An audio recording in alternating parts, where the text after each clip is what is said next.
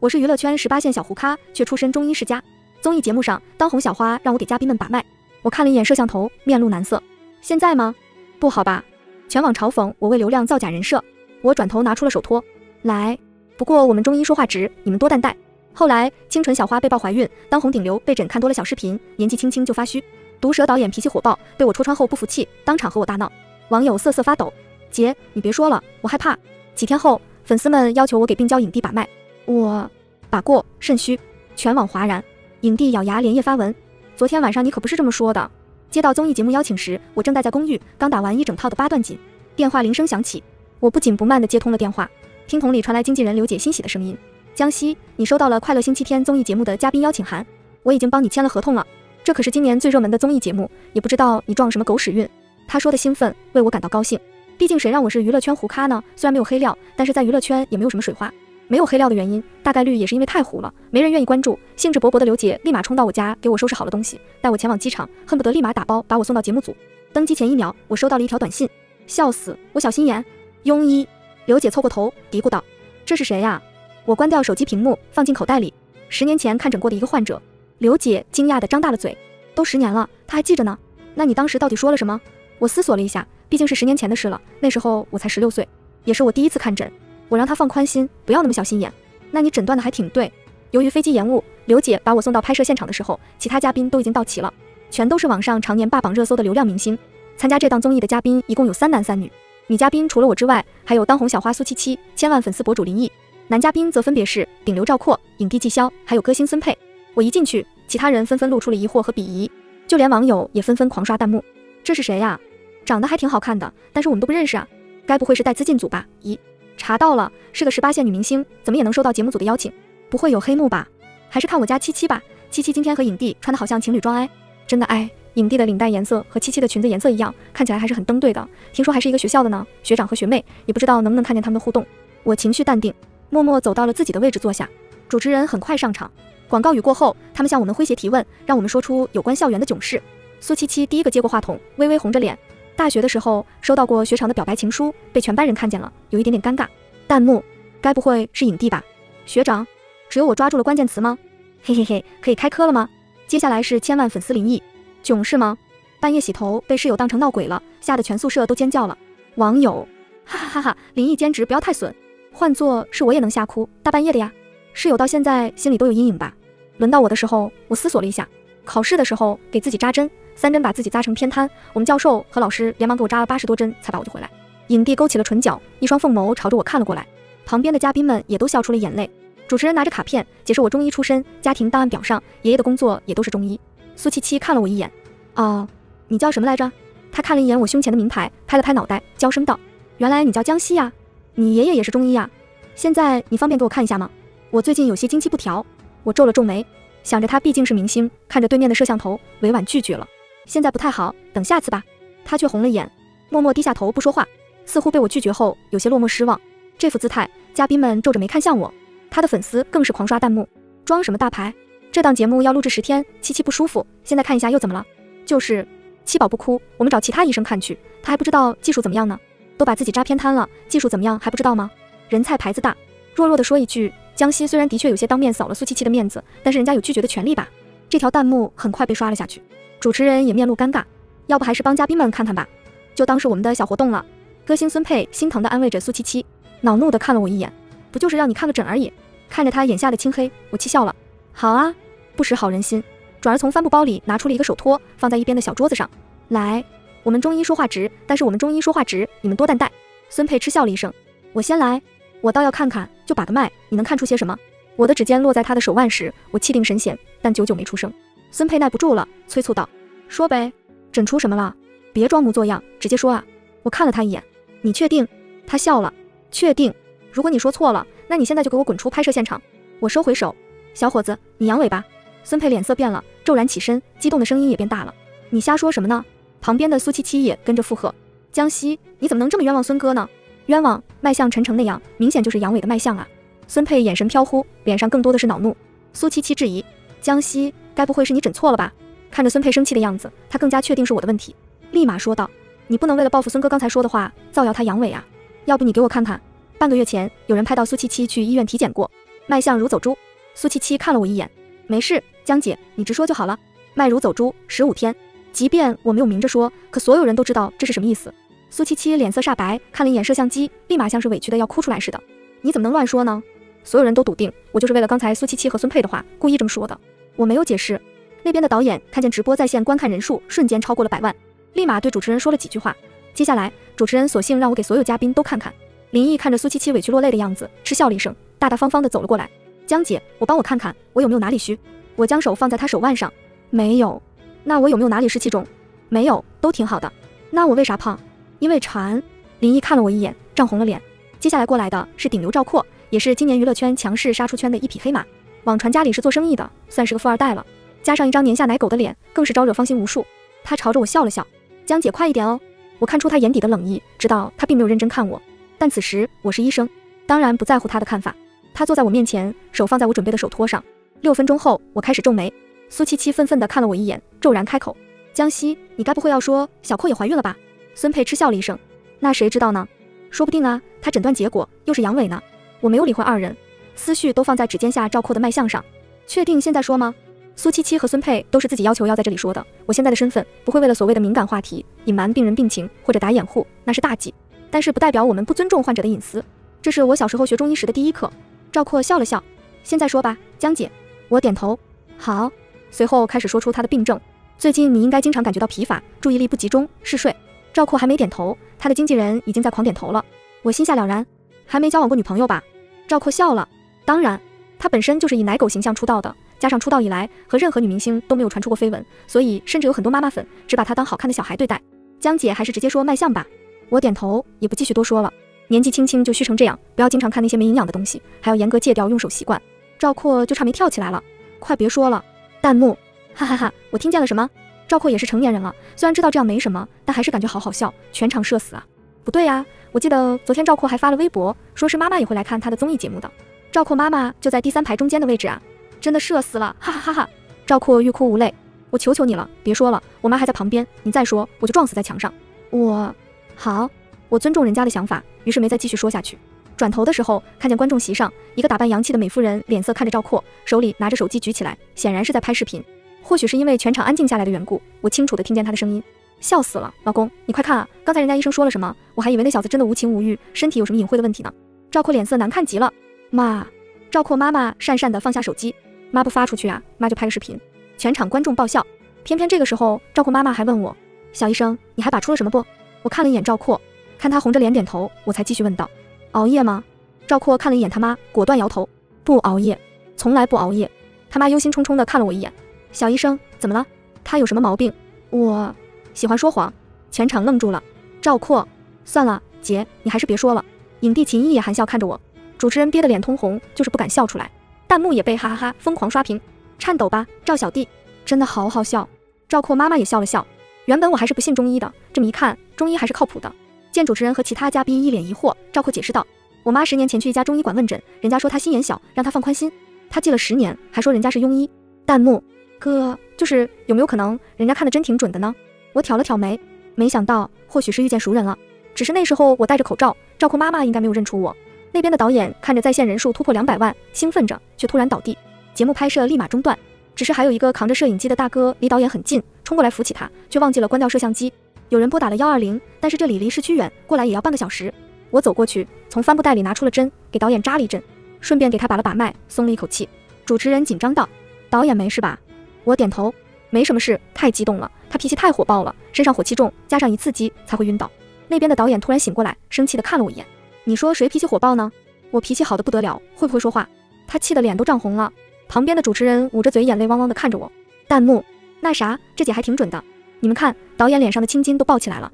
姐，你别再说了，我害怕，今天的节目太抓人心了。中医真的太可怕了，开始汗流浃背了。终于有人注意到没有关闭的摄像机了，主持人立马走过去，宣布下期节目再见。这档综艺节目原本同一拨人只拍摄1期的，但是今天出现意外，只能增加1期，时间定在下周一。第2天一早，热搜炸了，这还是我第一次登上热搜，还是5条。井号江西把自己扎成偏瘫，井号江西身份造假，井号笑死，综艺节目上造谣7期的井号孙佩，江西滚出节目，井号江西滚出娱乐圈，井号原因是苏七七把半个月前的体检报告发在了微博上。而当时的体检报告上明确表明苏七七没有怀孕，并且身体很健康。我被嘲庸医，甚至被质疑中医身份造假，为了博取流量。这一次我完成了刘姐一直以来的愿望。她曾经多次吐槽我实在是太虎了，如果能登上热搜，就算是黑红也好啊。现在她如愿了，可刘姐却满脸担忧地赶到了我住的小公寓。怎么办？苏七七早上把之前的检查报告单发在了网上，西西，你是不是真的看错了？我躺在沙发上，看着她焦急地走来走去。许久后，她安慰我，没事，黑红也是红，至少比胡咖好。可她好不容易调节好她自己的情绪，打开手机就看见节目组发的微博，表明了下周节目开始会邀请一个神秘嘉宾参加节目，为大家解惑，并且声明不允许在节目中造假。苏七七更是转发了这条微博，并且发了一张假装是医生给人看病，但是被真医生发现的新闻截图。网友很快猜测出来，下次来的嘉宾大概率就是真正的中医了。即便刘姐再着急，我们也没有改变的办法，甚至不能停止参加这档综艺，违约金是我这个小胡咖承受不起的。我安抚了刘姐后，等她离开后，手机震动起来。照片里，男人站在淋浴头下面，只能看见肌理分明的胸膛，看不见脸。我假装淡定，骚货。他很快回复，那也是姐姐的，姐姐不喜欢吗？我抽了抽嘴角，骚还是这家伙骚。要不是几个月前，我总是晚上翻来覆去睡不着，给自己把完脉，刘姐非不信我，看着我黑眼圈都快熬出来了，脸色也蔫蔫的，非要带我去附近的中医馆。人家直接说了，没谈过恋爱，给孩子憋坏了。刘姐犹豫许久，还是选择让我找个男友。我想想也是，回到家发现视频账号里有个人每天给我发腹肌照，我原本就火气旺盛，立马流了鼻血。那人的照片都带着擦边，一看就知道不是很正经。我鬼使神差地联系了对方，你是那种职业吗？对方立马回复，对呀，姐姐。我放下心来，给他发了个地址。门被敲响的时候，我有些不好意思地走过去，毕竟我还是第一次点，却没想到打开门看见的是影帝秦毅。我原本以为他走错门了，却发现他锁骨上的那枚小痣和那个人照片里的一模一样，确认道，你是姐姐的小骚货？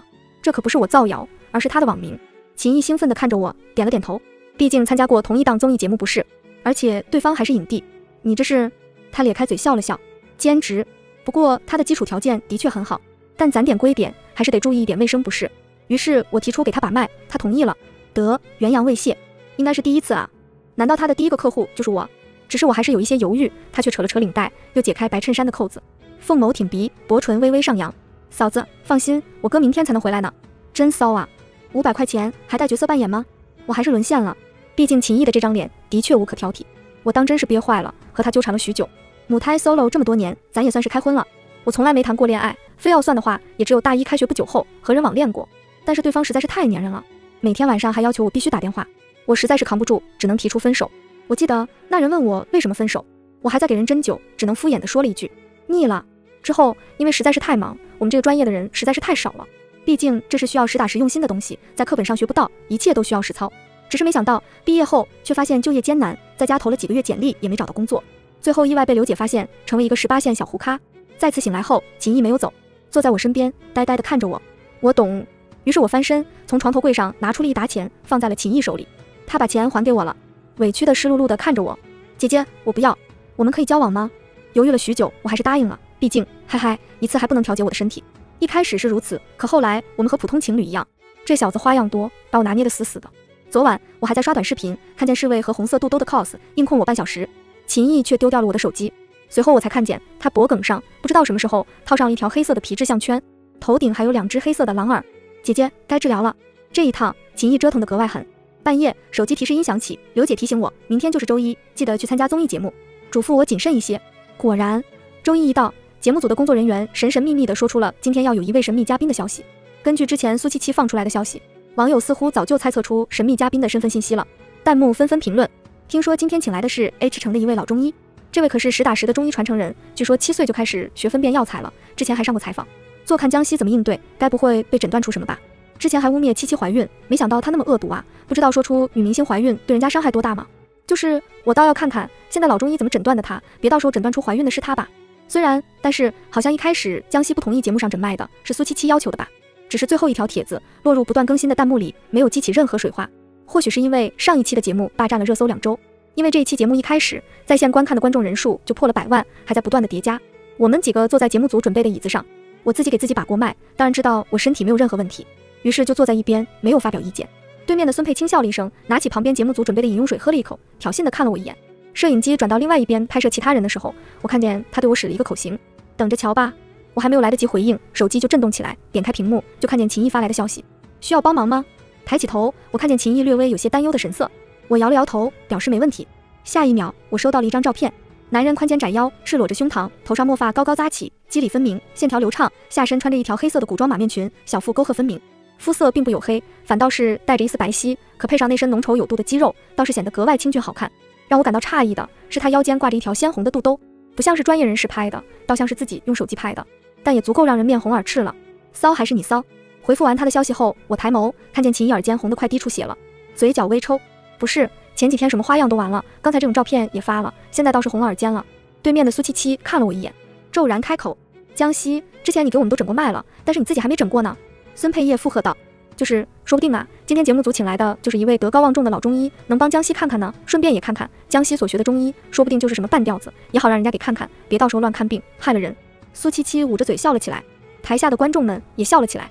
导演看时间差不多了，一如既往地臭着一张脸，示意主持人开始。伴随着节目组专属的开场曲响起，主持人终于上场。当然，节目的主线自然不可能是单纯的把脉，更多的还是轻松的游戏环节。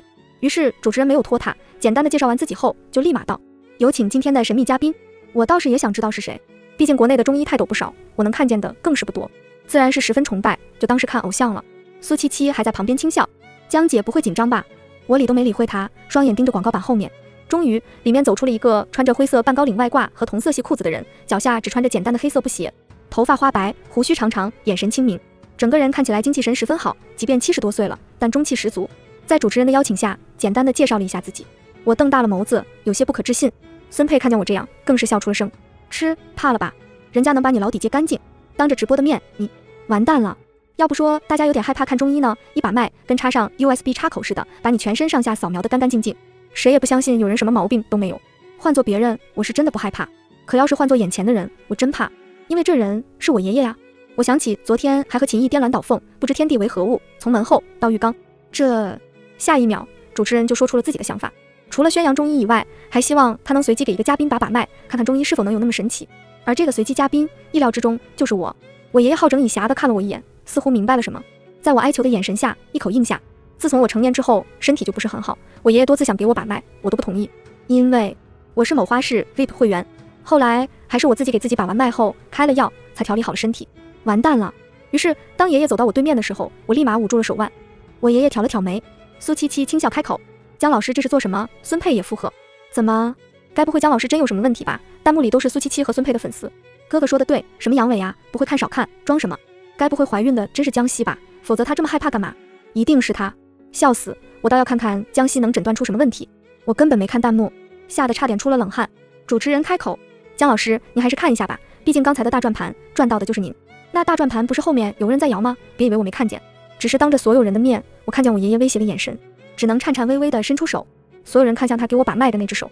6分钟后，我爷爷复杂地看了我一眼：有对象了？我咬牙：没有，只要我不承认，就是没有。撒谎。他瞪了我一眼，又继续道：少做。我汗流浃背了老铁。旁边的秦一双眼亮晶晶的，不用猜我都知道他在感叹：神医呀！毕竟他知道。旁边的人一脸懵，似乎还不懂。聪明的网友却一下子猜出来了，笑死！该不会是让江西那啥少做吧？不会是我想的那样吧？不是，少做什么呀？是不是江西太恶毒了，坏事做多了，老中医让他少做，楼上的没你什么事，傻孩子，一边玩去吧，还在马卡巴卡呢。中医面前果然没有一点秘密，好家伙！现场观众也瞬间激动起来，他们也反应过来了，其他人亦然。而我爷爷只是看了我一眼，就施然下台了。自从我16岁体寒之后，爷爷多次想要偷偷给我把脉，我都一直躲着，现在好了，底裤都被扒光了。苏七七看着我，似乎知道了什么，而孙佩则是贱兮兮地道：哟，姜老师，你说说看，他让你少做什么来着？网友孙佩也真敢问啊，不怕直播间被封吗？笑死！我想知道江西怎么回答。可惜了，据说这位中医泰斗也是临时抽时间来的，不能多待，否则还真想让他当面验证一下江西的医术。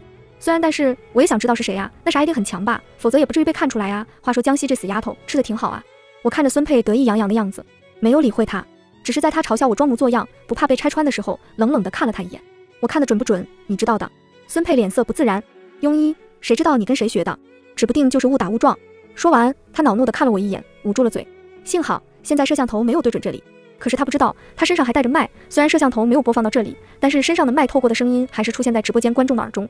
所有人沉默了，我也没有关注那么多，只是说了一句：我能治。扑通，扛着摄像头的大哥听见声音，把摄像机对准了这边，挪过来就听见了孙佩激动的声音：神医呀！发生什么了？他们倒是没有听见，只是直播间网友全都听见。孙佩还不知道，只是眼泪汪汪激动地看着我。就问是谁，不想做一个正常人呢？站起来冲上前就要给我一个拥抱，就被旁边的秦毅拉住了手臂。孙佩回过神，这才意识到他旁边的摄像机，赶紧整理好情绪，尴尬道：“刚才不小心摔了一跤。”他说出的理由十分整脚。现场观众离得远，加上原本就有杂音，没有听清，只是听见他说摔跤了，粉丝一脸担心。孙佩安抚了一下，坐回了椅子上。弹幕：原来是真的。呜呜，我们家哥哥怎么可能年纪轻轻就阳痿呢？一定是幻听。他刚才是不是太激动了，差点给江西下跪，足以说明他是真的阳痿啊！别说了，心碎了。不过这算不算他防呢？既然自己明明知道自己的问题，上期节目江西说出来的时候，为什么还要否认呢？反而说江西造假。如果江西的诊断是正确的，那苏七七的，说实话，人家江西都诊断正确，为什么上一期节目孙佩还要附和苏七七，说人家庸医为了博取流量瞎说呢？可是七七的却半个月前有检查身体啊，就算最快也只是怀孕半个月，难道把脉能拔出来吗？无所知的主持人宣布了游戏名称和规则，是泥坑游戏，众人穿着背带防水服，在泥坑里玩撕名牌，一下到泥坑，靴子就陷进去了，加大了撕名牌的难度。6个嘉宾，两两组队，我和林毅一组，我们交换了个眼神，一个负责进入包围圈作为诱饵，另外一个则负责偷偷撕名牌。果然，其他人都转身朝着我走来，手指落在我名牌的时候，我看见林毅已经到了几人身后，随后我赶紧转身，把离我最近的秦毅撞到了泥坑里。其他人笑了，还没反应过来，身后的名牌就被撕掉了。有人想跑开，转身又被我撕掉了名牌。游戏最后是我和林毅赢了，还一人获得了本场投资商赠送的私汤温泉卡1张。节目结束后，刘姐给我发消息，她临时有一些事让我自己打车回去，即便穿了防水服，但我脖子上还是沾上了一点泥点。那边的林毅走过来，要不一起去泡温泉？我想着现在回去也没什么事，就答应了下来，坐上林毅的保姆车去了私汤温泉馆。据说这里一晚上就要10几万，价格贵得惊人，环境也是一等一地好。我提出先去洗个澡，跟林毅分开了。出来的时候就没看见他人了，等了一会儿后进去却发现林毅的房间根本没人，我只能先独自下水。泡了一会儿后，我感觉有人在给我揉捏肩膀，应该是技师吧。多按按的确对身体好，我舒服的不行，索性趴露出整个脊背。穿的是吊带的红色连体泳衣，后面的脊背是裸露在外的。我感受到他的手似乎越来越往下，冷笑了一声，这么高档的地方居然还有这样不规矩的技师。抓住他的手就把他甩到池子里，直到看见秦毅的脸，我心虚了一阵。他仅仅穿着一条白色的运动短裤，起来后水珠从他的下巴滴落在小腹的沟壑上，继续往下。我咽了咽口水，就看见他湿漉漉委屈的样子，活脱脱的男狐狸精啊。他向我走过来，视线落在我的锁骨，再往下又红了耳尖，淡淡的薄荷香味向我侵袭而来。他似乎刚洗过澡，看着我狭长的眸子黑沉沉的，我心跳的厉害，下意识想要转身游走，刚扑腾着双腿就被他抓住了脚踝，身后是他委屈的声音：姐姐，你不喜欢我？那嗓音，我心间发颤，不愧是童星出道21岁就拿到了影帝奖的人，这表情，要不是我早就知道他的德行，这小子内里腹黑着还凶，否则现在也以为人家是单纯的小奶狗。他说着，睫毛上还沾上水珠，也不知道是不是泪，低垂着眉眼。不愧是影帝啊！我还是抗拒不住自己好色的本能，任由他将我抓着我的脚踝往怀里一扯，结实的手臂搂住了我的腰。别说这张脸真他妈帅啊！他像一只大狗狗一样在我的脖梗上蹭来蹭去。姐姐，今天我们玩点刺激的好不好？我想起之前的事，咽了咽口水。刺激倒是挺刺激的，就是有点费腰。别了，姐姐年纪大了，经不起折腾。他轻笑了一声，可你只比我大3个月呀。我咽了咽口水，体力没你好。他的指尖落在我的肩带上，眸色沉沉。没事，这一次不用姐姐出力。池子的水晃晃悠悠的，如同海浪，被抛起又落下。